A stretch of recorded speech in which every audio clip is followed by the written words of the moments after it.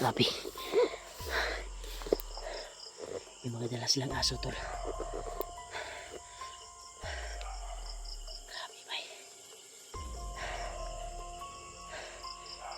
Dito tayo sa itaas ng tuktok ng bundok. Yun sila, nasa ibaba sila. Mga dala sila, mga aso talaga. Delikado pag maamoy tayo dito. Yan, tol, ipagdarasal niyo po ako, tol, sa kaligtasan ko ngayon. Dahil critical po yung kalagayan ko ngayon, tol. Kaya hindi po ako nag-successful na sunod katakloy kung saan siya tumakbo. Mas maganda dapat na makita natin siya na naghihinalo at masundan natin sa pagtama ng hypnotize, pagpawala sa kanyang hypnotize. Dahil sa palagay ko ngayong gabi na ito ay naghihinalo na yun dahil sa ginamit ko na virtud. Yan o, nagdumasid yung mga wantol. Ako talaga yung purpose siguro nila na yun. Nasa baba sila, may mga dala silang aso, mga malalaking aso yung dala nila. Kaya sobrang sama po yung pakiramdam ko ngayon. Halata po sa busis ko ngayon yung subaw ba, sipon. Dahilan siguro to sa kwantol, sa tama ng orasyon ni Takloy. Pero nagpapasalamat pa rin tayo na nagamot ko yung sarili ko, naagapan ka agad.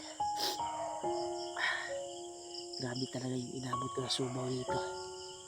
Yan sila, nasa pabatil sila, tol. Buti nilang nandito ako sa tuktok. Ba't kitang kita talaga, tol? Hindi na natin kung yung po natin doon sa kanila baka makita yung kung ba ilaw ng cellphone. Yan, nagpapasalamat ako, tol, sa taing-taing yung dasal. Hindi ako napahamak kanina habang naglaban kami ni Commander Takloy. Ay, siya po yung napuruhan. Hindi na po gaano na kwan niya. Kakaiba na yung kapangyarihan niya, tol, na ginamit sa akin. Pero nagpapasalamat pa rin tayo na naagapan ko, tol. Kaya success pa rin tayo. Pero pilit kong sinundan yung tol, yung grabe talaga yung sipon ko, tol. Yung sipon ko talaga ay naglala yung sipon ko sa kwan ko. Yan sila, oh. Di masyadong malapit ito, tol, pero kita talaga na nagmamasin sila. May mga dala silang aso. Silipin na natin sila. Dahil palagay ko na marami talaga sila ngayon. Sunod-ingay nila sa ibaba, tol.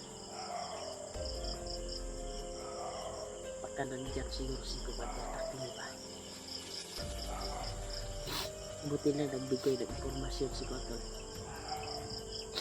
si Commander Takloy sa akin. Dahil parang natauhan kasi siya, pero hindi pa kontrolado yung pag-iisip niya. Kasi tinamaan ko kasi siya habang naglaban kami. Ginamitan ko siya ng pagpawala sa hypnotize niya. Kaya yan, tumalab ka agad sa kanyang utak. Parang naliliwa na agad siya ba. Nagbigay siya ng informasyon sa akin habang inalaman. Sabi niya, yung pamilya ni Dave ay pilit ni Commander Magnot na panunukin ng bato, maitim na bato para i-hypnotize. Pero nagmamatigas na yung kwan ni Control, nagmamatigas na yung kwan ni Dave, yung asawa. Kaya hanggang ngayon ay hindi pa ni Magnot nakuha yung kalooban sa kanyang asawa ni Dave. Kaya pagsiyahin natin na yung sinabi ni Takle, kasi wala siya nagsabi kung saan na lang na. Wala siya, hindi siya nagsabi.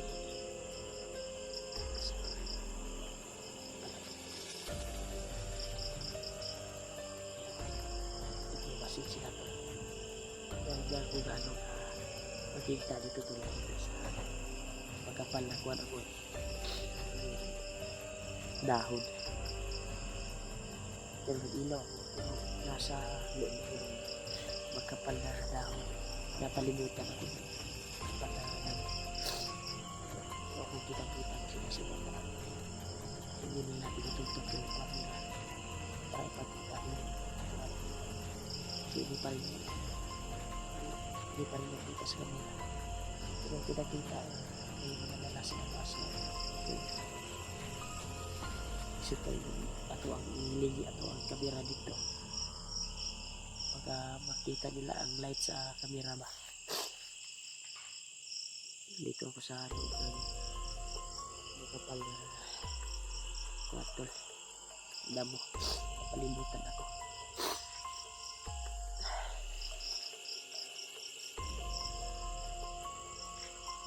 Malaki yung space dito sa loob ng dito.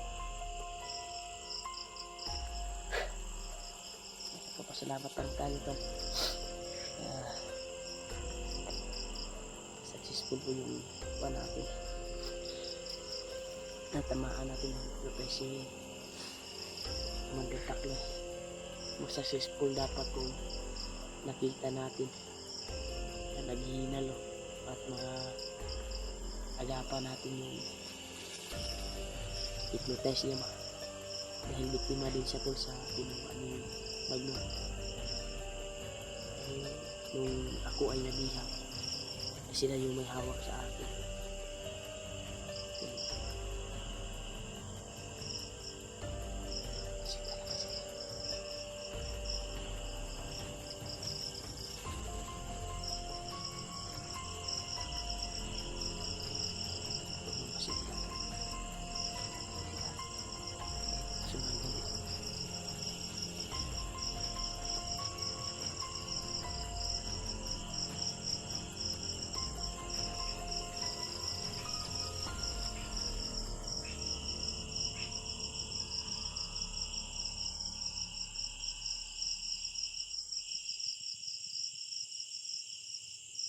Tol.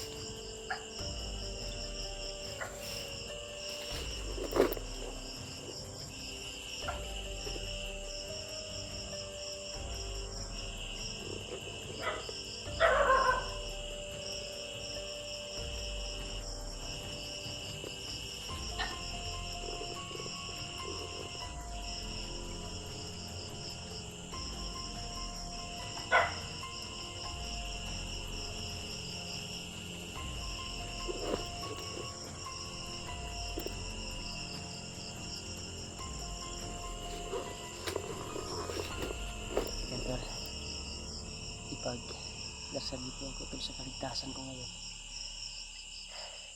dahil hindi po ako nag-successful sa pag sunod ka takloy. Sinundan ko po siya kung saan siya ngayon para magamot po natin yung hypnotize niya. Dahil naginalo yan, mas maganda dapat na nakita natin na naginalo at magamot natin yung hypnotize niya, pero hindi tayo pinalag doon. Nagpapasalamat pa rin tayo nakalaban natin siya at matamaan natin siya ng papawala sa hypnotize. Sana itatalab yun at maalala na yung mga ginawa niya na kasamaan, na masama yung kuha niya.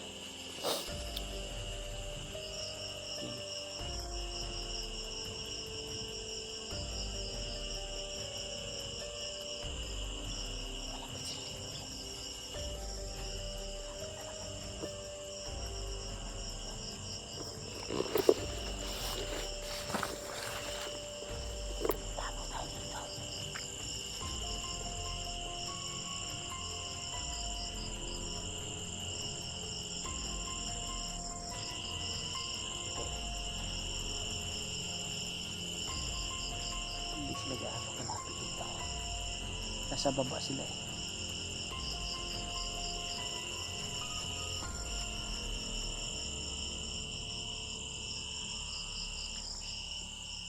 Mas maganda siguro na lalayo tayo dito. Dahil baka mamonitor tayo dito, makita.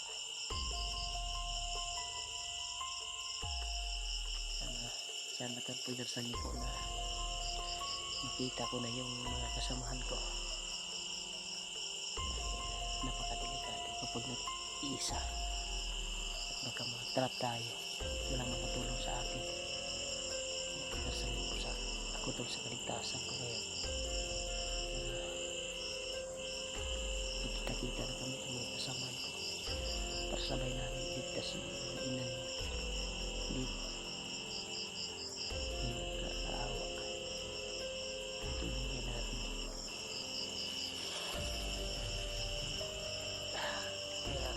Salamat talaga ako sa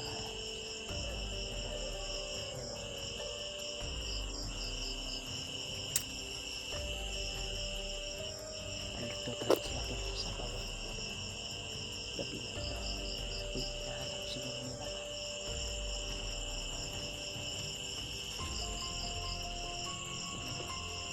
Patuloy pa rin tayo sa paglalakbay pa rin.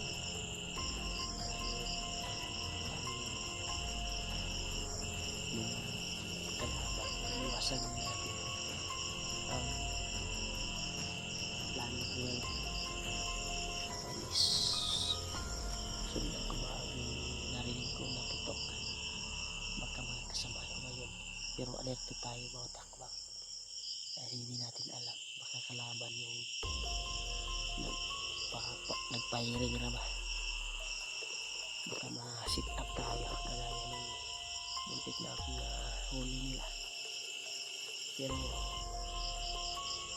kung may kasama ako tol nung naglaban kami ni Taklay kanina, ay sigurado ay tudas na namin yun. Nasa pool niya ako sa kanyang orasyon. Tinitira ko siya ng pamawala, hypnotize at pagpahina sa kanyang katawan. May tinatago siya ng malakas na orasyon para itama sa akin. Pinataog niya ako. Pero nagpapasalamat pa rin tayo na success yung kuha natin. Walang nangyari sa atin. Siya ngayon latang naghinalo na yun. Kaya sana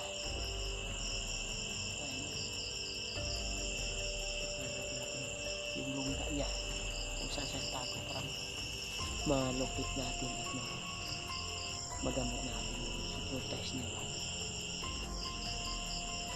Tuluyan na siya maglago buhay. Sana po mas maganda siguro na tayo pag-relaxan.